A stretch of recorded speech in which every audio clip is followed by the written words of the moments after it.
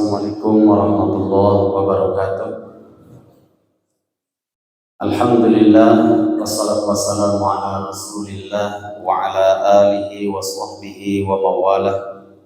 Rabbi israh li sadri wa yassir li amri wa hlul 'uqdatam min lisani yafqahu qawli. Allahumma la sahla illa ma ja'altahu sahlan wa anta taj'alul hazana idza syi'ta sahla. Allahumma rabba Jibril wa Mikail wa Israfil fatir as-samawati wal ardh alimul ghaibi wasyahadah anta tahkumu baina ibadika fima kanu fihi yakhtalifun ihdina lima ikhtalafa fihi minal haqqi biidhnik innaka tahdi man tasha'u ila siratin mustaqim. Allahumma bika asbahna wa bika amsayna wa bika nahya wa bika namutu wa ilaika nusyur. Alhamdulillah, kita selalu memuji kepada Allah Subhanahu wa taala atas limpahan nikmat dan karunia-Nya. Kita dipertemukan lagi dalam majelis terhormat, majelis ilmu, majelis teman-teman surga. Semoga beberapa menit ke depan nanti menjadi wasilah kajian kita ini, menjadi wasilah turunnya rahmat Allah Subhanahu wa taala. Salawat serta salam kita limpahkan kepada Nabi kita Nabi Muhammad sallallahu alaihi wasallam, kepada keluarganya, sahabatnya, serta seluruh kaum muslimin, saudara-saudara kita semuanya. Jamaah rahimakumullah, tidak lupa saya ingatkan diri saya juga jamaah semuanya harus banyak-banyak bersyukur. Alhamdulillah, doa kita dikabulkan oleh Allah Subhanahu wa taala beberapa bulan sebelum datangnya Ramadan. Allahumma sallimna ila Ramadan wa sallim Ramadan lana wa tasallahu minna mutaqabbalan. Dan sekarang dikabulkan, kita bertemu dengan Ramadan, bahkan tidak terasa ini sudah hari yang ke-20, dan insya Allah nanti sore sebelum maghrib mudah-mudahan kita bisa memenuhi undangan Allah spesial lagi, yaitu membidik Lailatul Qadar. Kana Nabi sallallahu alaihi wasallam ya'takifu fi ashril awakhir min Ramadan. Nabi selama hidupnya selalu saja beriktikaf di 10 akhir Ramadan. Berarti malam 21 nanti, malam pertama di penghujung Ramadan. Kalau kita melihat para coach ya, para pelatih dalam pacuan kuda itu ada namanya sibak ayuhul al-khuyul, pacuan kuda. Itu kalau 1000 meter, 800 meter awal dari gate start itu stagnan, ditahan gitu ya. Kalau 5 ekor kuda yang posisi yang terbaik itu nomor kedua atau ketiga sampai 800 meter. Nah, sisanya 200 meter lagi sampai finish, baru all out. Semua dikerahkan adrenalin itu agar mendapatkan nomor 1 sampai ke finishnya. Jadi 10 akhir Ramadan ini mari kita kerahkan, jaga rohani kita, jismnya kita, baru kita tumpahkan di 10 akhir Ramadan ini, terlebih di malam-malam ganjilnya. Inna anzalnahu fi lailatul qadar wa ma adraka ma lailatul qadar lailatul qadri khairum min alfi syahr. Allah Subhanahu wa taala turunkan Lailatul Qadar itu spesial bersamaan dengan turunnya Al-Qur'an. Karena ada Ramadan, karena ada Al-Qur'an. Terjadinya Lailatul Qadar karena ada Al-Qur'an. Masya Allah, sampai Ibnu Katsir mengatakan terjadinya Lailatul Qadar itu karena turunnya Al-Qur'an, diturunkan oleh Allah Subhanahu wa taala kemana? Ke langit dunia secara utuh. Itu ketika terjadinya Lailatul Qadar. Maka kalimatnya inna anzalnahu fi lailatul qadar. Wa ma adraka ma lailatul qadar? Lailatul qadri khairum min alfi syahrin. Ditambah lagi terjadinya Lailatul Qadar itu jauh lebih baik daripada 1000 bulan. Masya Allah ya. Kalau kita beramal soleh, all out tadi 200 meter akhir sampai ke finish kita baca tilawah Qur'annya jauh lebih banyak, kemudian sedekahnya jauh lebih gemar, lebih banyak, infaknya, tasbihnya, tahlilnya, kemudian juga istighfarnya dan sekian amal soleh, masya Allah ya, jauh lebih baik daripada 1000 bulan. Ditambah lagi tanazzalul malaikatu warruh, yang turun tidak hanya malaikat saja, tapi yang lebih spesial warruh. Itu dalam Ibnu Katsir, warruh itu adalah malaikat Jibril turun. Bahkan Imam As-Suyuti rahimahullah, beliau mengatakan dalam buku yang berjudul Makhluk-makhluk bersayap, setiap hari rumahnya orang mukmin itu didatangi para malaikat, pagi hari, siang, malam, sore, tapi enggak banyak ya, menebarkan rahmat Allah Subhanahu wa taala. Selama tidak ada di rumahnya anjing dan foto makhluk hidup ataupun patung-patung makhluk hidup, itu menebarkan rahmat Allah. Tapi sedikit, kapan terbanyak? Kata beliau, tidak ada pernah terjadi malaikat turun semuanya termasuk malaikat Jibril kecuali pada malam Qadar. Terjadi ketika Lailatul Qadar. Spesial itu, mengaminkan setiap doa hamba ketika dilantunkan pada malam Qadar. Karena tidak ada yang bisa mengubah takdir kecuali doa, dan doa yang terbaik untuk mengubah takdir ke depan nanti adalah ketika Lailatul Qadar. Makanya disebut malam ketetapan takdir, kesempatan bagi kita. Maka jangan pernah kita sia-siakan. Kemudian setelah itu salamun tanazzalul malaikatu warruhu fiha bi'izni rabbihim min kulli amr salamun hiya hatta matla'il fajar. Dikatakan salamun. Coba. Salamun itu kan malam yang penuh dengan keberkahan, malam yang penuh dengan keselamatan. Masya Allah. Semoga di 10 akhir ini idealnya tidak pulang ke rumah, banyak di masjid. Mudah-mudahan di sini kita bisa menjadi bagian dari orang yang 10 akhir Ramadan itu betul-betul iktikaf. Nah, kalaupun ada yang masih kerja, pagi kerja, pulang sore, jangan ke rumah, masuk masjid. Kemudian hidupkan malamnya dengan Lailatul Qadar, mencari Lailatul Qadar. Hidupkan dengan amal saleh. Yang paling teruji itu yang baru menikah, paling teruji. Makanya harus siap-siap ya. Jangan terkalahkan antara panggilan Allah dengan panggilan istri. Ya. Sangat wajar kalau 365 hari kemudian diambil 10 hari atau malam-malam ganjilnya, atau setiap malam di 10 akhir kemudian kita banyak di masjid, itu sangat wajar. Sebagaimana wajarnya kalau kita kerja, usaha, bisnis, kemudian sudah sampai pada nisabnya seharga lebih dari 85 gram emas, kemudian dikeluarkan 2,5%, itu sangat-sangat wajar. Dan itu juga untuk kebaikan kita sendiri. Baik jamaah rahimakumullah, saya doakan semoga kita mendapat Lailatul Qadar, insyaallah. Kita masuk pada pembahasan. Baik, masih pada ayat yang ke-5 dari surat Al-Fatihah. A'udzu billahi minasyaitonir rajim. Iyyaka na'budu wa iyyaka nasta'in. Iyyaka, hanya kepada Engkau ya Allah, na'budu, kami beribadah. Wa iyyaka, dan hanya kepada Engkau ya Allah, nasta'inu, kami meminta pertolongan.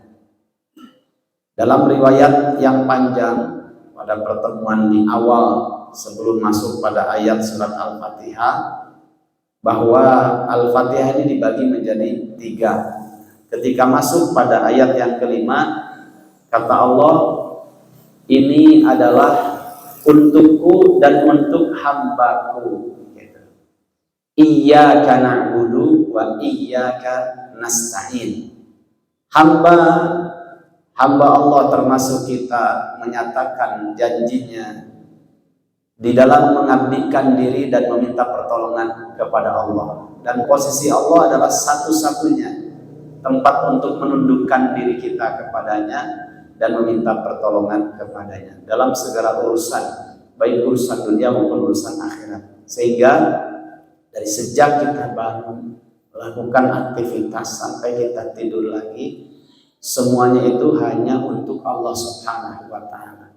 Tidak boleh memiliki Tuhan yang lain, baik dalam urusan dunia kita maupun dalam urusan akhirat kita. Terlebih hanya Allah dan hanya kepadanya. Makanya di situ didahulukan objeknya dulu. Iyyaka, hanya kepada Engkau ya Allah. Kami tidak punya kesempatan untuk mencari yang lain, untuk meminta, untuk menyandarkan, untuk mengabdikan. Hanya kepada Engkau na'budu, kami beribadah. Wa iyyaka, dan hanya kepada Engkau nasta'in, kami minta pertolongan.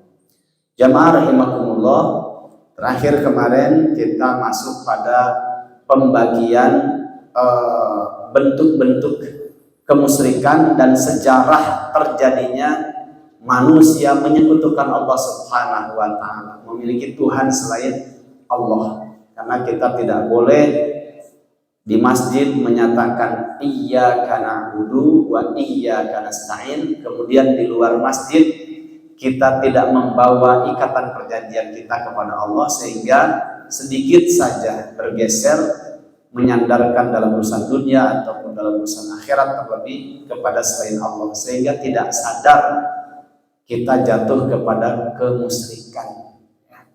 Nah, ada 3 yang disampaikan oleh Said Qutb di dalam sebagai referensi tambahan oleh Ibnu Katsir di dalam menjelaskan makna dari surat Nuh. Kita kembali pada surat Nuh, surat yang ke-71 dari sejak ayat 23 sampai ayat yang ke-25. Wa qalu la tadarunna alihatakum wa la tadarunna wadda wa la suwa'a wa la yaghuz wa ya'uqa wa nasra. Para pembesar-pembesar kaum ketika itu yang memegang kekuasaan ketika itu mengatakan, la tadarunna alihatakum, jangan sekali-kali kalian meninggalkan Tuhan-Tuhan kalian. Wala tadarunna wadda, dan jangan sekali-kali pula kalian meninggalkan patung wadda. Wala suwa'a, dan tidak boleh juga sama sekali kalian meninggalkan patung suwa. Wadda dan suwa ini adalah patung-patung yang digambar oleh mereka, dipahat oleh mereka dari binatang. Wala yaghuz, dan jangan pula kalian meninggalkan patung Yaghuz. Wala ya'uq, dan jangan pula kalian meninggalkan patung Ya'uq. Wa nasra, dan jangan pula kalian meninggalkan patung Nasra. Mereka, kata Ibnu Katsir, Yaghuz, Ya'uq dan Nasra ini kanu qauman sholihina baina Adama wa Nuh. Yaghuz, Ya'uq dan Nasra ini, jamaah rahimahumullah, adalah orang-orang soleh yang pernah hidup antara zamannya Nabi Adam sampai kepada zamannya Nabi Nuh. Antara Adam dan Nuh, di situ ada orang-orang soleh, hamba-hamba Allah Subhanahu wa Ta'ala yang ditokohkan, namanya Yaghuz, Ya'uq dan Nasra. Falamma matu, kemudian ketika mereka ini Yaghuz, Ya'uq dan Nasra, para tokoh ini meninggal, kemudian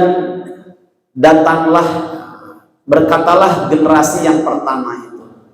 Qalu, mereka berkata, lau sawarnahum kanu aswaqal lana ilal ibadati idza dzakarnahum. Begitu ya. Wahai teman-teman, mereka bermusyawarah, teman-teman, seandainya guru kita, tokoh kita, kalau orang sekarang ajengan kita, kiai kita, ya, ustadz kita yang kita tokohkan karena mereka sudah meninggal, lau sawarnahum, seandainya kita gambarkan wajah mereka, dipahat, dipatungkan di gunung-gunung, karena orang dulu kan hebat dari sisi itu arsiteknya. Makanya nanti kalau bapak, ibu kalau umroh Ya, biasanya ada dari travel itu tawaran untuk city tour, ya, mungkin ke Mesir, pokoknya ke negeri-negeri yang bersejarah. Kalau masuk ke Mesir itu banyak piramid di sana, banyak puing-puing yang kalau kita lihat menunjukkan luar biasanya arsitektur masa lalu. Gitu. Tohaga lah kata orang Sunda.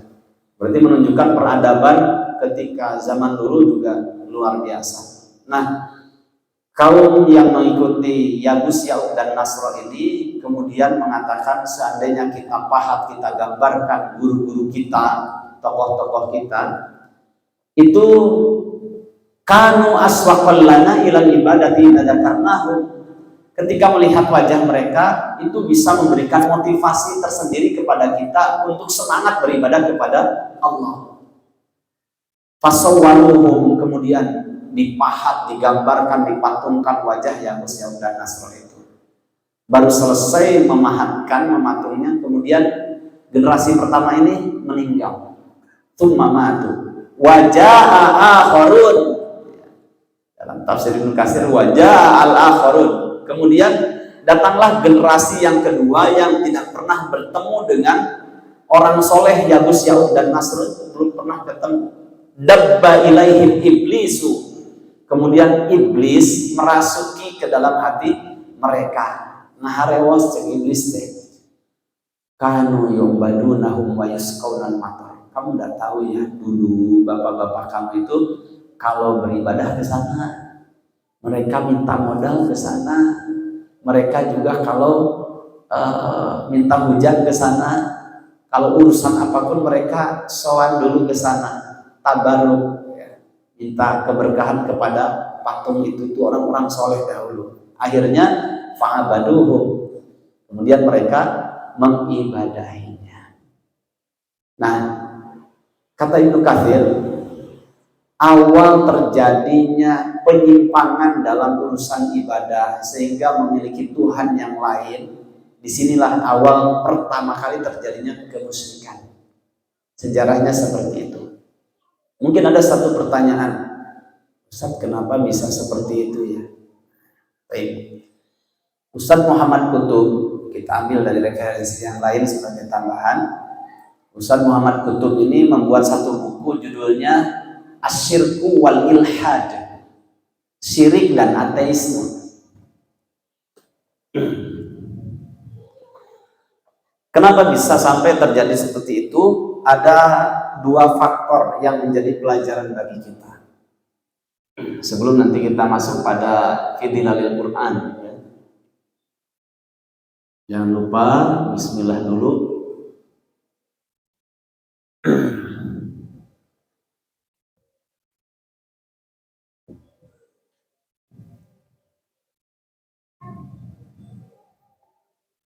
Faktor pertama adalah al-i'jabu wat ta'zim.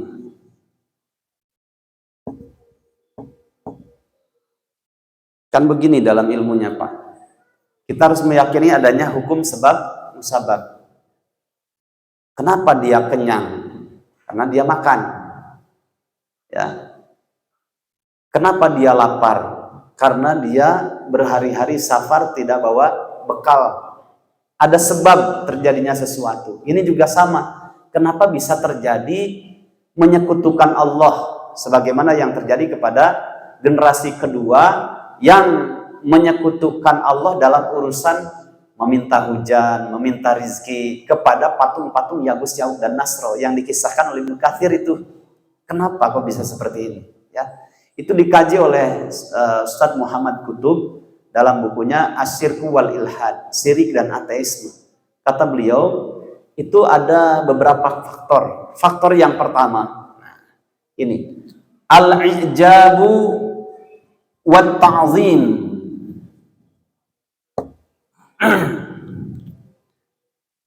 Adanya rasa takjub, bangga dengan keilmuan gurunya. Kemudian wat ta'zim, yang kemudian dia mengagungkannya. Kita takjub, bangga, ya, senang dengan keilmuan seorang guru, seorang ustadz, kemudian sampai mengagungkannya, ya, baik ajengan, ustadz atau siapa saja. Ini faktor pertama, dan ini di dalam Islam masih dibolehkan. Kenapa? Karena ada sebuah hadis Rasulullah Shallallahu Alaihi Wasallam bersabda, "Laisa minna man lam yuwakkir kabirona wa ya'rif li alimina fadlahu." Ya. Laisa minna, tidak termasuk dari golongan umat kami, kata Nabi, man lam yuwakkir kabirona, orang yang tidak mengetahui, orang yang tidak mengagungkan, kabirona, orang yang tidak menghormat orang yang lebih besar, wa ya'rif li alimina fadlahu, maksudnya tidak termasuk dari golongan kami, umat kami, orang yang tidak menghormati dan tidak mengetahui keagungan atau keulamaannya para tokoh kami, para ulama kami. Itu kata Nabi. Karena bahwa al-ulama warathatul anbiya, adanya para ulama itu sebagai pewaris para nabi. Kita tahu mana yang hak, kita tahu mana yang batil. Itu karena kehadiran para kiai, para jengan, para tokoh dalam urusan agama. Bersyukur umat itu dengan kehadiran mereka. Nah, dengan keilmuannya, kayak di Indonesia ya, kayak ada Syekh Hasim As'ari yang mendirikan NU. Umat bisa terjaga ya, akidahnya. Kemudian mengenal Allah dengan baik. Terus harus bagaimana hidup di dunia ini. Perjalanan di dunia yang sementara itu untuk negeri akhirat. Itu dibimbing oleh mereka. Makanya para ulama ini dikatakan sebagai dawauddin, sebagai obat bagi umat untuk menyajikan apa? Resep-resep agama. Ya. Hirasatuddin, menjaga keutuhan agama. Ada di sana juga pendiri Muhammadiyah, ya, Kiai Haji Ahmad Dahlan, yang dalam sejarahnya nasabnya nyambung antara pendiri NU dengan Muhammadiyah. Kemudian di sana juga ada Persis, Persatuan Islam. Nah, para tokoh-tokoh dahulu ini ya terus sampai kepada kita ini harus bersyukur ya dengan keilmuan mereka. Kemudian kita mengagungkan ya, takjub dengan keilmuan mereka, itu masih dibolehkan ya, ranah dibolehkan. Bahkan jamaah rahimakumullah, saking senangnya dulu itu ya, dan menghormatnya kepada para kiai, para ulama, sampai kalau ketemu mencium tangannya, ada yang mencium keningnya, itu dibolehkan ya, selama mengagungkannya itu karena keilmuannya, bukan karena sosok orangnya, tidak ya, tapi karena keilmuannya. Nah, ini kalau tidak hati-hati jamaah rahimakumullah, dari takjub kemudian mengagungkan, itu setan mencari celah ya. Akhirnya dibesarkan lubang ini. Padahal ini celah amal soleh ya. Cuma setan mencari celah bagaimana supaya tidak sekedar takjub dan takdim, tapi meningkat kepada yang kedua, yaitu at-taqdis.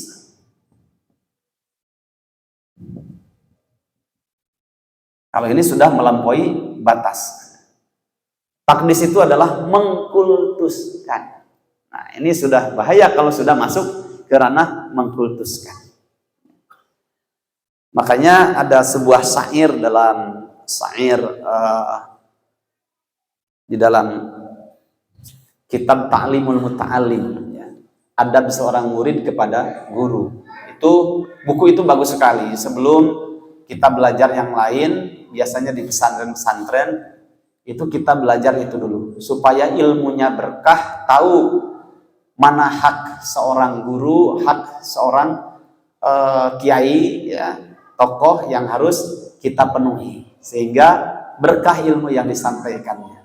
Ada salah satu di antara penggalan syairnya, ada kalimat dzunna fi af'alihi munkaratan khairan wa anta ta'tani. Seorang murid itu harus punya anggapan kepada gurunya fi af'alihi, dalam perbuatannya, mungkarotan, meskipun itu mungkar, khairon, harus dikatakan baik. Makanya harus diperjelas kalimat ini gitu. Nah, jamaah rahimakumullah, kalau orang sudah heran, takjub dengan keilmuannya, kemudian mengagungkannya, itu bisa sampai kalau tidak terjaga akidahnya bisa sampai mengkultuskannya. Ya. Sampai-sampai dulu saya pernah pengalaman ya, waktu belajar itu, karena di situ ada nilai kelebihan dalam urusan nahwu shorof gitu ya. Kita belajar nahwu shorof di situ. Ada fenomenanya lucu sekali gitu. Kan ustadznya dukhon ya, tahu dukhon? Nah, gitu ya. Kalau sudah habis minta ke muridnya, mana cenah aya naon di Samsu nu ngeunah cenah jangkolot meh ingat deui hafalanana. Ada dari santrinya ngasih. Kan ada wadah sekarnya. Cerdas memang nahwu sorofnya sampai ngelotok. Nah, kita ambil segala sesuatu yang baiknya saja. Nah, setelah selesai pulang, itu puntung rokoknya rebutan ya, sama murid-muridnya. Karena ini ada keberkahan di balik sigaret gitu ya. Wah, rebutan itu. Kalau cium tangannya tidak masalah ya. Itu takdimnya kepada gurunya. Tapi kalau sampai meyakini ludahnya, kemudian rokoknya, wadah sekarnya, terus bekas air minumnya yang di situ ada kopi, kan kopi juga berapa gelas habis itu, habis kajian. Itu diambil kopinya, dimakan, ada yang ditaburkan di sini biar berkah gitu. Nah, ini sudah sampai pada takdis. Allah Subhanahu wa taala berfirman, coba nanti dilihat di dalam surat 9. Surat 9 ayat yang ke-31. Kalau tidak keliru berarti benar ya. Coba kita lihat. Surat 9, surat At-Taubah. Saya sudah ngajarkan loh kepada bapak-bapak, buka ayat Al-Quran itu harus lebih cepat daripada menghitung uang.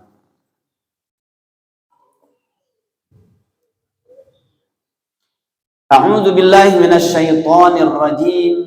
Ittakhadhu ahbarahum wa ruhbanahum arbaban min dunillah. Mereka telah menjadikan ahbarahum, ada ahbar, ada ruhban ya. Nanti dibedakan, ada ahbar. Ahbar ini dari Hibrun. Ahbar diambil dari kata Hibrun. Hibrun itu kan tinta. Ada qalamu hibr, ya, itu namanya pena, pakai tinta. Kenapa ahbar ini? Para tokoh ahli ilmu, ya. Para tokoh di bidang keilmuan agama disebut ahbar. Kenapa diambil dari kata hibrun? Hibrun itu tinta. Karena mereka menyebarkan kebenaran, menyebarkan ilmu itu selain dari menyampaikan secara lisan, juga para ulama dulu dengan tulisan, dengan tinta. Makanya disebut ahbar. Nah, dalam keterangan tafsirnya, ahbar ini para tokoh ahli ilmu, berarti orang Yahudi. Ya. Para ulamanya Yahudi. Karena Yahudi ini mereka diberikan anugerah banyak ilmu oleh Allah Subhanahu wa taala. Nanti kita banyak menjelaskan tafsir di penghujung surat Al-Fatihah. Ghairil maghdubi alaihim. Kenapa orang-orang Yahudi dimurkai oleh Allah Subhanahu wa taala? Karena mereka sudah diberikan banyak para nabi, mereka punya banyak ilmu, ya, ilmunya banyak sehingga disebut ahbar, para tokoh ahli dalam keilmuan, banyak ilmunya tapi tidak mau mengamalkannya. Itu namanya Yahudi. Ada istilah yang kedua, ruhban. Ya, dalam ayat itu ruhban. Ruhban ini sering diterjemahkan dengan rahib. Itu adopsi dari bahasa Arab. Rahib itu pendeta. Ini bukan tokoh ahli ilmu, bukan. Tapi tokoh ahli ibadah. Nah, tokoh itu ada dua ya. Tokoh di bidang ilmu, tokoh di bidang ibadah. Makanya disebut ahbar adalah seorang alim dalam bahasa agama Islam, itu istilahnya alim, orang berilmu. Tapi kalau ruhban ini abid, ahli ibadah, ya. Baik, kita lanjutkan ayat itu. Ittakhadhu, mereka telah menjadikan ahbarahum, para alim ulama mereka, waruhbanahum, dan para rahib-rahib mereka, arbabam min dunillah. Tidak terasa mereka telah menjadikan para ahli ilmu mereka, para ahli ibadah mereka, arbabam min dunillah, menjadi Tuhan-Tuhan selain Allah. Dengan cara apa? Tadi al-i'jab wa ta'zim, pertama kali asbabnya itu, kemudian diperbesar oleh setan peluang itu menjadi kepada takdis, mensucikan atau mengkultuskan. Kalau sudah mengkultuskan, sudah masuk pada ranah ittakhadhu ahbarahum wa ruhbanahum arbaban min dunillah. Min dunillah. Mereka telah menjadikan para tokoh ahli ilmu mereka dan ahli ibadah mereka sebagai Tuhan-Tuhan selain Allah. Jamaah rahimakumullah, ini bisa terjadi dalam kehidupan kita. Di masjid, Allahu Akbar, iyyaka na'budu wa iyyaka nasta'in. Di luar masjid bisa terjadi dengan dua sebab tadi. Sehingga terjadilah kemusyrikan tanpa sadar. Ini banyak terjadi dalam kehidupan kita. Makanya di dalam mengagungkan seseorang, agungkanlah karena keilmuannya. Ketika kita takjub dengan keilmuannya, sebatas keilmuannya. Jangan sampai kemudian mengagungkan, kemudian memiliki takjub kepada seseorang bukan karena jasadnya, tidak, ya, tapi karena keilmuannya. Ya, sebatas itu. Dan diingat, ya, hubbukas syai' yu'mi wa yusim. Kata Nabi, cintamu kepada seseorang, kepada sesuatu apapun, itu bisa membutakan kedua matamu dan bisa menulikan kedua telingamu. Padahal kita diajarkan, ya, katakanlah yang benar itu benar, katakanlah hal yang keliru itu keliru. Ya. Tidak ada orang yang sempurna. Kalau Imam Syafi'i mengatakan, man tolaba akhon bila aibin baqiyalahu bila akhin. Siapa yang mencari sahabat, mencari kawan yang tidak ada aibnya, ujung-ujungnya hidup sendiri. Artinya kita ini harus punya keadilan, ya. Melihat guru kita, apa yang disampaikannya adalah kebenaran. Lihatlah kebenaran yang disampaikannya. Tapi dalam waktu tertentu mungkin dia melakukan satu kesalahan, maka disitulah kita akan teruji. Ya. Jangan sampai kesalahannya dikatakan benar, gitu ya. Tetap katakan itu sebuah kesalahan sehingga tidak terjadi kultus. Jamaah rahimakumullah, ini yang pertama. Ya, baik, saya hapus dulu.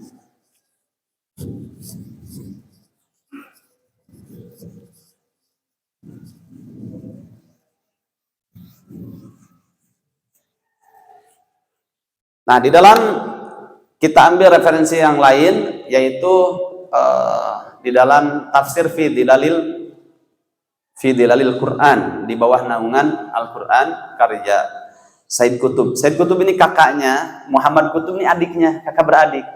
Memang ada keluarga Qutbiyah gitu. Keluarga Qutb, ada adiknya Hamidah Qutb yang beliau dipenjara juga karena mempertahankan ini urusan tauhid. Termasuk Said Qutb juga orang yang merasakan lezatnya tauhid di akhir-akhir hayatnya. Tapi ketika di dalam itulah menghasilkan karya diantaranya tafsir fi dilalil Quran.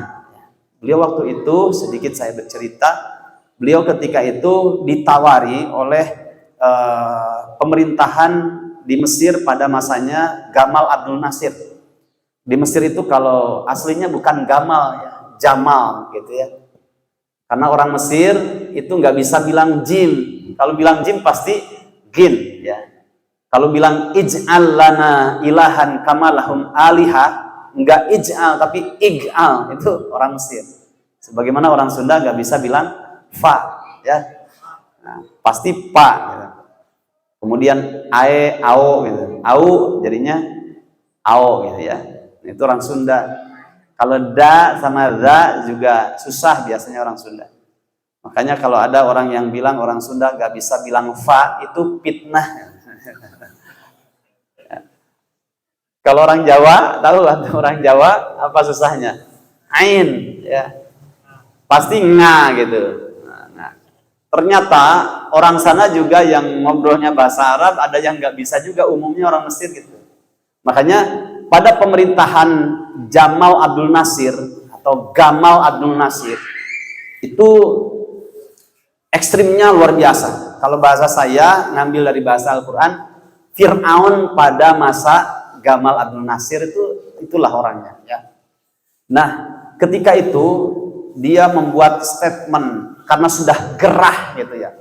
Sebagaimana gerahnya para pembesar kaum pada zamannya Nabi Nuh, sampai dikatakan jangan kalian tinggalkan Yagus, Ya'uq dan Nasro kan gitu. Nah, ini juga gerah sama Nuh gitu.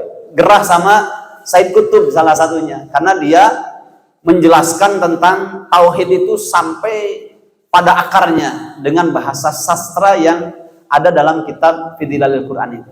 Kemudian membuat satu statement, siapa saja yang punya tafsir Fidilalil Quran maka harus dipenjara 10 tahun. Orang-orang pada takut kan, ekstrim itu Gamal Abdul Nasir. Akhirnya kitab-kitab tafsir itu di sepanjang jalan penuh dengan kitab tafsir Fidilalil Quran, dibuang semuanya. Tapi kemudian setelah itu beliau ini dipenjara. Ketika masa di penjaranya ada hal yang unik, ya masya Allah, ada hal yang unik. Apa itu coba? Beliau ditawari, ya kalau bahasanya buka-buka politik Islam ya, ada istilah begini, digalang digulung gitu ya. Jadi kalau digalang mau dibayar gitu ya, dibeli hatinya dengan mau menjual imannya gitu. Tapi kalau enggak ya sudah dieksekusi. Waktu itu beliau ditawari menjadi menteri, ya, menteri luar negeri. Kalau tidak salah ditawari posisi lah gitu di kementerian pada zamannya Gamal Abdul Nasir. Tapi Said Qutb tidak mau, karena di sana bisa jadi pelo berbicara tentang akhirat itu, ya. Nah, akhirnya beliau mengatakan dengan bahasa sastra, karena ahli sastra ya. Kata beliau, innas sababata allati tashhadu fi kulli salatin khamsa marratin la tarfadu hukmat taghiyah. Sungguh katanya, telunjuk yang suka bersaksi di tahiyat salat 5 waktu. Ini mananya menolak tawaran dari hukum manusia. Ya. Karena banyak hukum-hukum Allah yang diubah oleh Gamal Abdul Nasir ketika itu. Akhirnya dimasukkan penjara karena ditawari tidak mau. Kemudian di sana, masya Allah, didatangkan seorang ulama ya. Ulama yang ngajarkan agama, tapi banyak mendistorsi ayat. Dan itu dosen Pak, dosen akidah lagi di Al-Azhar ketika itu. Nah, cuma dibeli orang ini, didatangkan untuk menjinakkan Said Qutb gitu ya, supaya mau jadi mitranya Gamal Abdul Nasir. Tapi Allah kuatkan Said Qutb itu sampai sudah, kalau tidak mau digalang digulung, dieksekusilah beliau ya. Mau dihukum gantung. Nah, ketika mau dihukum gantung, nah si dosen akidah ini yang dibayar ya, ulama su ini mengatakan, wahai Said Qutb, sebentar lagi kamu akan menghadapi kematian, maka ucapkanlah 2 kalimat syahadat.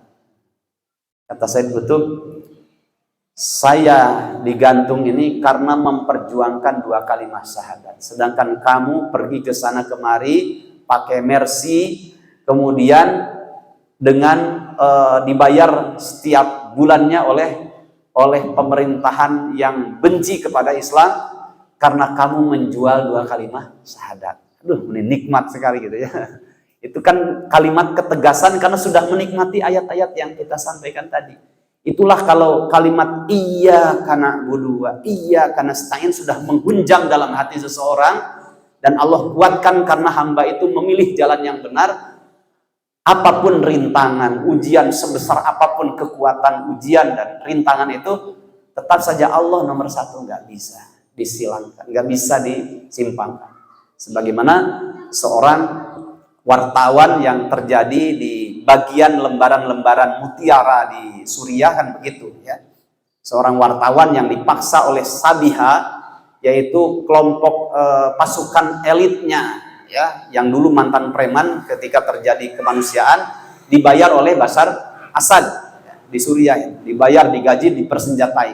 Nah, ada seorang wartawan yang sudah di atas kepalanya dan dia dikubur, disisakan kepalanya saja, masih hidup itu, suruh mengatakan qul la ilaha illa Bashar Assad, ucapkanlah segera sekarang, ya, tidak ada Tuhan yang wajib diibadahi kecuali Bashar Assad. Tapi Allah kuatkan hatinya, dan si wartawan muslim ini sudah menikmati lezatnya iyyaka na'budu wa iyyaka nasta'in. Gak bisa, saya udah janji, sudah MOU dengan Allah, gak bisa memiliki Tuhan Bashar, gak bisa. Akhirnya tetap mengucapkan la ilaha illallah, akhirnya ditembak, ya, sampai mati. Tapi apa yang terjadi? Darahnya dari tembakan itu mengeluarkan aroma misik, aroma kesturi, sebagaimana yang disabdakan oleh Nabi, rihuha rihul misk. Orang yang mempertahankan agama dibunuh oleh tangan-tangan orang kafir, kemudian salah satu tanda dari mati syahid itu adalah rihuha rihul misk, ya, wangi darahnya sewangi kesturi. Itu orang kalau sudah menikmati iyyaka na'budu wa iyyaka nasta'in, kecil semuanya. Yang besar itu Allah Subhanahu wa ta'ala. Karena menikmati kalimat iyyaka, hanya kepada Engkau ya Allah, itu sudah objeknya didahulukan, sudah tidak punya kesempatan memiliki Tuhan yang lain. Na'budu, hanya kepada Engkau beribadah. Baik. Nah, jamaah rahimakumullah, itu sekilas penulis fi dilalil Quran. Jamaah rahimakumullah, di situ dikatakan kemarin, ya, pembesar kaum pada zamannya Nabi Nuh itu seperti sebuah pemerintahan yang sesat, yang mengumpulkan rakyatnya, manusia di bawah kuasaannya, untuk berlindung, meminta, menyandarkan seluruh urusannya di 3 patung, di 4 patung. Apa saja patung-patungnya? Kemarin baru dibahas 1, asnamul afkar, yaitu patung-patung pemikiran, ya. Seperti kemarin, ya, liberalisme, ya, kemudian pluralisme, ya, dan isme-isme yang lainnya. Itu dia menuhankan hasil pikirannya, ya. Padahal semua itu sudah cukup dengan Al-Quran dan As-Sunnah, ya. Makanya para liberal, para pedagang asongan liberal itu cara berbicaranya banyak mengadopsi, ya, ngambil comot-comot ayat kemudian ditafsirkan sendiri, ya. Seperti kemarin beberapa contoh yang saya sampaikan. Padahal Rasulullah SAW bersabda, man fassarul Qur'ana bi ra'yihi falyatabawwa maq'adahu minan nar. Siapa yang menafsirkan Al-Quran bi ra'yihi, dengan otak-atik uteknya, bukan dengan disiplin ilmu tafsir, falyatabawwa maq'adahu minan nar, maka silahkan tempat kembalinya nanti neraka jahanam. Ini paling bahaya. Makanya kita, ya, bukan antum saja, termasuk saya, kalau ditanya dalam urusan agama dan kita tidak tahu jawabannya, atau baru remeng-remeng 30% kita dapat ilmunya, belum sempurna, jangan pernah memaksakan diri untuk menjawab, ya. Khawatir nanti terjadi apa? Patung-patung pemikiran ini akan terjadi penyimpangan, distorsi dalam pemahaman agama, ya. Sering kita dengarkan, gimana pendapat Anda tentang ini? Menurut hemat saya, dalam agama kok hemat sekali. Gimana itu, ya? Menurut hemat saya kira mungkin, ya. Kok mungkin, ya? Padahal kata Imam Ibnu Rajab, al-ilmu thalath, ilmu itu ada 3. 1, sepertiga pertama, qala Allah Ta'ala, Allah berfirman, seperti ini penafsiran para ulama. Yang kedua, qala Rasulullah SAW, sepertiga kedua ilmu itu adalah sabda Nabi Muhammad SAW. Seperti ini keterangan Imam Bukhari, seperti ini keterangan Imam Muslim, seperti ini keterangan Imam Nawawi dan ulama-ulama yang lainnya. Sepertiga yang terakhir apa coba? La adri, saya tidak tahu. Nah, mengatakan saya tidak tahu ketika kita menghadapi satu persoalan kaitan dengan agama, itu sudah bagus sepertiga dari ilmu. Mengatakan saya tidak tahu, ya. Supaya tidak terjadi nih pemikiran, penyimpangan, bahaya. Dan ini adalah asnamul afkar, patung-patung pemikiran. Nabi saja ketika dalam hadis Jibril, hadis yang kedua dalam Arba'in An-Nawawi, beliau kan didatangi oleh malaikat Jibril yang tiba-tiba mendekapkan kedua lututnya kepada lututnya Nabi. Kemudian bertanya tentang Islam, dijawab tentang rukun Islam. Orang ini bertanya malah mengatakan, "Sodaqta, benar engkau wahai Rasul." Benar engkau wahai Rasul.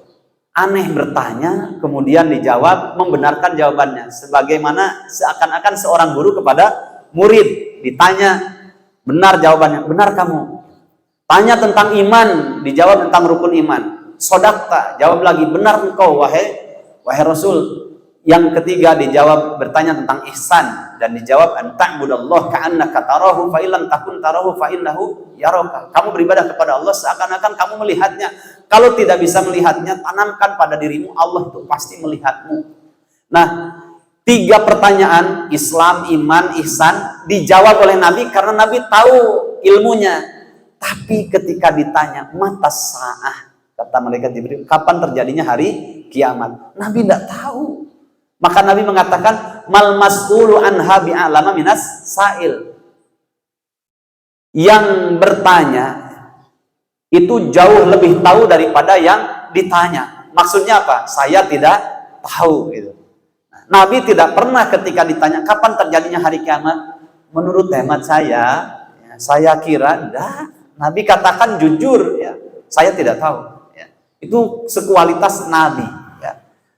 Kalau ustadz, ajengan, kiai yang sama sekali bukan Nabi, atau kita ditanya urusan apa saja, ketika tidak tahu jangan malu. Waduh, saya ini kan lagi di radio, saya ini kan lagi di media, didengar oleh banyak orang, masa pertanyaan gini nggak bisa. Akhirnya memaksakan diri, nggak boleh. Ya. Khawatir ini terjadi apa? Asnamul afkar. Cukuplah surat Al-Isra ayat 36 yang harus menjadi pandangan kita. Coba dilihat nanti dalam surat 17 ayat 36. Sebelum kita masuk pada poin yang kedua. Allah Subhanahu wa taala berfirman, surat 17 Al-Isra ayat yang ke-36. Apa kata Allah? Wala taqfu ma laisa laka bihi ilmun.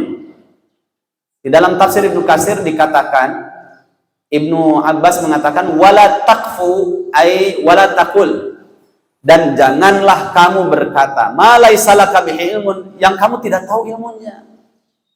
Kenapa? Innas sam'a, karena pendengaran, wal basara, penglihatan, wal fuada, dan hati.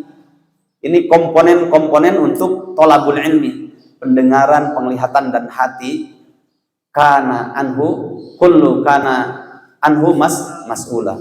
Semuanya itu kullu ulaika kana anhu mas'ula. Semuanya itu akan dipertanggungjawabkan. Ya. Baik. Yang kedua adalah asnamul ashkhas.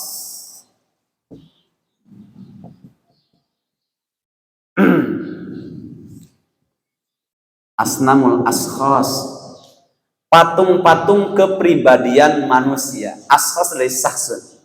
Nah, ini yang disinggung oleh Ibnu Katsir tentang Yagus, Ya'uq, dan Nasra.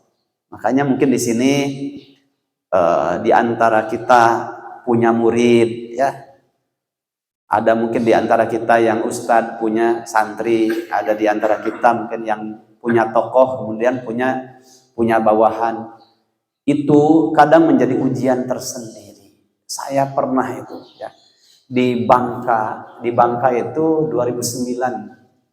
Saya dakwah ke sana, ada salah satu masjid Baitul Ummah. Kemudian di masjid itu kita dakwah, ya. Nah, panjang ceritanya, kita ambil penggalannya saja. Di daerah Sungai Liat, Kabupaten Bangkanya. Nah, dari Pangkal Pinang sekitar berapa ya, setengah jaman lah sampai ke sana. Itu saya kan pakai sendal itu berceceran Pak, di masjid itu berceceran ya. Ada yang di mana. Terus saya biasa kalau pakai alas kaki, sendal atau sepatu mau masuk masjid itu saya mundur gitu. Kalau nggak mundur masuk masjid, kemudian saya balikkan begini, dirapihkan supaya nanti keluar dari masjid tinggal blus gitu. Itu aja sih untuk kemudahan. Hari pertama itu beres, semua orang sama. Tiba-tiba sama dengan saya, sendalnya begitu semua. Ada apa ini? Udah gitu ya. Terus pas mau ngisi hari ketiga lah taraweh, saya pakai sorbannya warna hitam putih gitu. Terus peci saya sukanya peci nasionalis, peci nasionalis. Ya, kalau yang putih kan kayak Bapak itu peci Supi. Nah ini pecinya Pak Soekarno. Itu orang pecinya hampir semuanya pakai gini. Terus pakai ini juga sorbannya sama saja, sorbannya kenapa gitu ya. Nggak sadar gitu. Pas pulang ya, pantesan kemarin tuh ada yang tanya, Ustadz beli sorbannya di mana? Itu di depan juga ada. Pas depan ada mall kan. Pada beli gini sama itu orang, makanya banyak orang. Nah kemudian pulang nyium tangan. Gara-gara waktu itu Pak camatnya pas nuzulul Quran itu, camatnya suntangan hanya sekitar 300 orang suntangan semuanya sampai cangkel gitu ya. Nah, kenapa ini? Nah ini bisa jadi peluang ini ya. Kalau kita tidak sadar asbabnya tadi ya, takjub buat takzim bisa sampai pada takdis. Makanya harus banyak istighfar. Kalau kita ditokohkan kemudian dimuliakan harus banyak istighfar. Jangan mempang-mempeng, ya jangan mempang-mempeng gitu ya. Terus keluar senal pang nyokotkeun pang nyiapkeun. Jangan mempang-mempeng ya. Ini khawatir terjadi sedikit saja kita takjub dalam hati kita. Wah, aing ditokohkeun. Mun aing juga mau beres masalahnya. Eta bahayanya di situ ya. Berarti kita ridho dijadikan Tuhan selain Allah Subhanahu wa taala yang bernama Asnamul Ashas ya. Pernah ada kawan dekatnya, sebutkan jangan ya, seseorang ya yang sangat ditokohkan dan waktu jadi presiden paling unik orang ini ya. Kawan dekatnya waktu di sana kan diundang waktu beliau mau jadi presiden, diundang kawan-kawannya yang pernah kuliah di Irak, kemudian ini. Nah, kawan dekatnya ini juniornya datang ke rumah saya. Dia lulusan dari Irak University gitu. Pulang cerita. Ustaz tahu nggak katanya? Si Fulan ini waktu suka aneh-aneh gitu kalau ceritanya. Orang ini pernah dibilang sama saya bilang, Gus, ini katanya Anda ini anggota Primasonri. Tahu Primasonri? Ya, jaringan Yahudi ya, Zionis. Katanya Anda ini orang-orang bilang anggota Primasonri. Siapa bilang saya anggota Primasonri? Gak benar itu, kurang ajar, fitnah itu. Tahu nggak? Saya ini sekretarisnya Primasonri. Maaf tambah parah. Nah, ada salah satu menteri dulu, sekarang sudah tidak jadi menteri pertahanan. Dia bilang, meskipun aku tahu kalau jangan ada yang ngasih air ya, saya lagi puasa ini. Mantan menteri pertahanan dulu ya, ada si Fulan itu pernah mengatakan, meskipun saya tahu langit itu berwarna biru, tapi kalau beliau mengatakan warnanya merah, saya katakan warnanya merah. Itu sudah sampai takdis ya. Masya Allah. Fa'ainur ridho an kulli aibin khalilah kama anna aina suhti tubdil musawayah. Gak boleh ya, dalam syair Arab dikatakan mata kalau sudah cinta seperti tidak ada kekurangan pada orang yang dicintainya. Sebagaimana mata kalau sudah benci kepada seseorang seperti tidak ada kebaikan. Itu tidak boleh begitu tuh ya. Harus benar, katakan itu benar dengan takaran Al-Quran wa Sunnah. Kalau itu salah, katakan itu salah. Tapi kalau kesalahannya itu masih dalam koridor Islam, artinya bukan kemunafikan akbar, bukan kebid'ahan, bid'ah mukafiroh, bid'ah yang bisa mengeluarkan dari keislaman, ya, bukan juga kemusyrikan, bukan juga kekafiran, maka ada adabnya. Jangan di hadapan banyak orang, datangi orang itu, kemudian luruskan dengan cara yang baik. Kalau bukan dosa yang bisa mengeluarkan dari Islam, ya, mungkin dia judi, mungkin dia zina, atau mungkin dia catur duitan dan sebagainya. Nah, kan ada yang ustadz begitu, ya kita ingatkan gitu. Tapi dengan cara adab yang benar. Kalau tidak diingatkan, kemudian kita katakan apapun yang diperbuat oleh dia pasti benar meskipun mungkar. Nah, itu namanya sudah mengkultuskan. Ya. Kemudian yang ketiga dan keempat, ini banyak orang sudah pada tahu. Nanti kita bahas pertemuan yang akan datang ini, saya catat aja dulu ya. Asnamul asjar.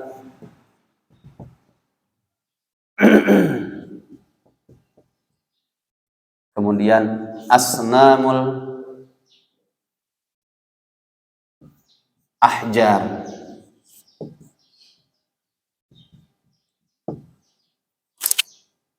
Patung-patung pepohonan, patung-patung bebatuan. Kalau ini sudah banyak yang tahu kan. Meskipun masih ada yang terjebak sebagian kaum muslimin dalam hal ini. Nah, ayuhal ikhwah rahimakumullah, ini yang banyak orang tidak sadar ya, seperti bukan kemusyrikan sehingga jatuh pada kemusyrikan yang tidak disadari. Tapi kalau nomor 3 dan keempat, sudah banyak orang tahu kalau di situ ada caringin misalkan, punya aya nu ngagegeuh gitu ya. Terus ada aksesoris kemusyrikannya, pedupaan dan sebagainya. Datang ke situ mama siapa gitu ya. Nah, terus datang ke sana ataupun ke bebatuan ya, termasuk kuburan di situ. Nanti pembahasannya ini ketiga dan keempat yang akan datang supaya kita murni dalam menyatakan iyyaka na'budu wa iyyaka nasta'in. Ya, tidak menodai ayat kelima dari surat Al-Fatihah dalam kehidupan kita. Barakallahu fiikum.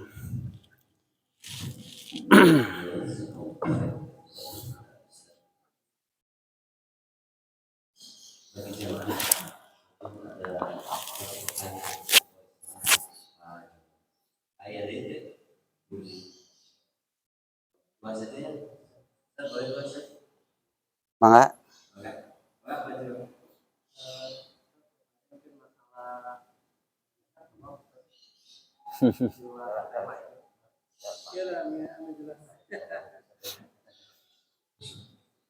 Bisa bertanya masalah mustahil yang misalkan bahwa dari APRT sudah dibuat siapa-siapa yang menerima kemudian pada waktunya akan dibagikan misalkan orangnya tidak ada, itu sudah dipegang misalkan sama MT yang kemudian sudah berhasil berbuat mudik si penerimanya. Apakah kalau seperti itu yang buat si penerima yang mudik itu apa yang sudah dimulai atau mungkin dipegang sama MT nanti dikasihkan mungkin pas habis pulang lagi ke Bandung. Jadi kalau seperti itu tujuannya dibenarkan secara syariat. Ya, langsung aja kita yang kedua.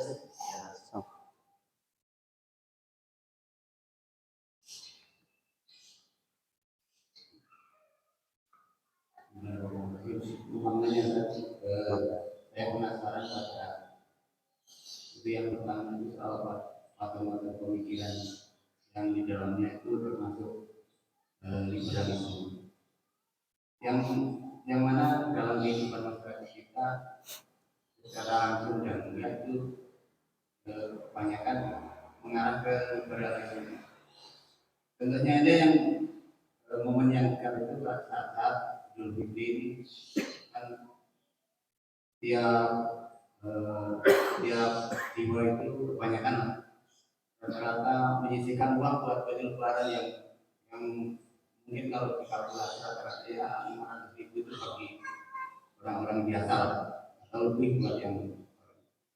Nah, kalau dibandingkan dengan zakat fitrah yang nilainya 35.000 per jiwa, itu kayaknya nggak sebanding sama itu.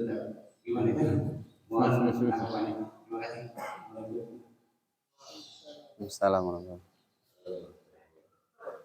Baik, barakallahu fikum. Pertanyaan yang pertama dibolehkan karena dari muzaki itu sudah lepas tangannya dan diwakilkan kepada panitia.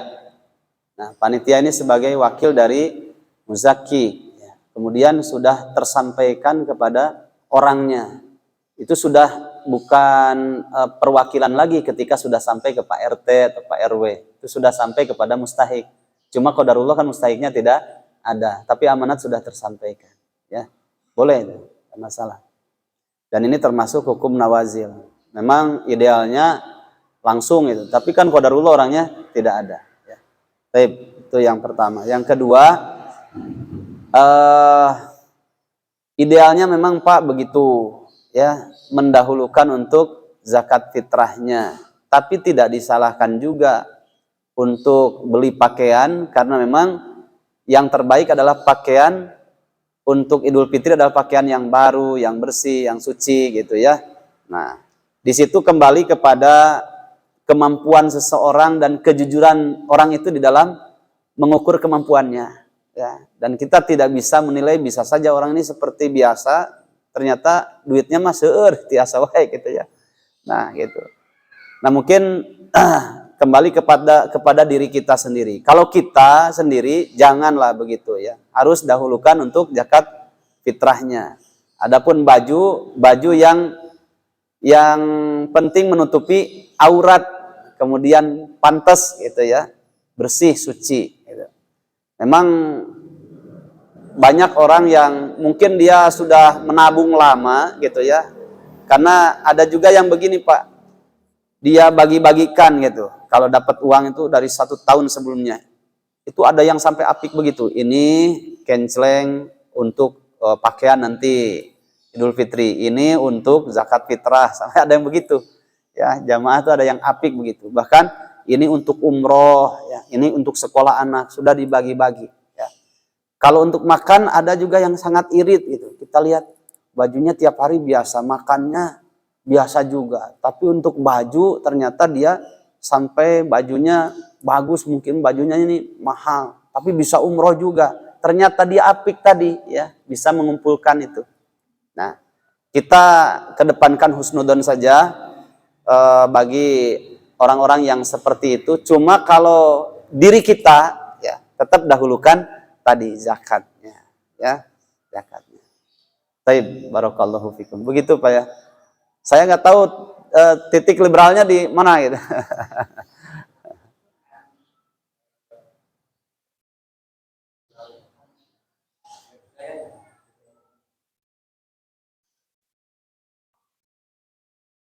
Ada nanti kalau berbicara tentang budaya ada istilah gini juga, al-adatu muhakkamatun. Satu kebiasaan itu bisa menjadi hukum, ya. Tapi selama adat itu tidak menyalahi syariat dan itu menjadi sebuah kebolehan. Contoh ya, contoh. Ada kebiasaan di daerah Waingapu, ya. Waingapu itu daerah NTB sana Bima, ya. Ada daerah Waingapu. Itu ada namanya rimpu, ya. Sebelum masuk Islam itu sudah biasa Pak, ya. Adat itu sudah biasa terjadi. Jadi perempuan-perempuan pingitan yang suci tidak pernah tersentuh oleh laki-laki itu pakai ini Pak, sarung tapi dililit begini, jadi kayak cadar lah. Setiap keluar rumah pasti ditutup. Ya, itu rimpu. Sebelum masuk Islam sudah ada adat itu. Islam datang, ternyata di situ ada surat Al-Ahzab ayat 39, Al-Ahzab 59, kemudian surat An-Nur ayat 31 tentang jilbab dan dibahas oleh para ulama termasuk Imam Asy-Syafi'i itu beliau lebih mewajibkan pakai nikob, pakai cadar. Nah, dikuatkan gitu. Nah, itu namanya adat yang bisa menjadi hukum selama adat itu tidak menyalahi syariat. Itu boleh-boleh saja, mustahab. Itu ya. Barakallahu fikum.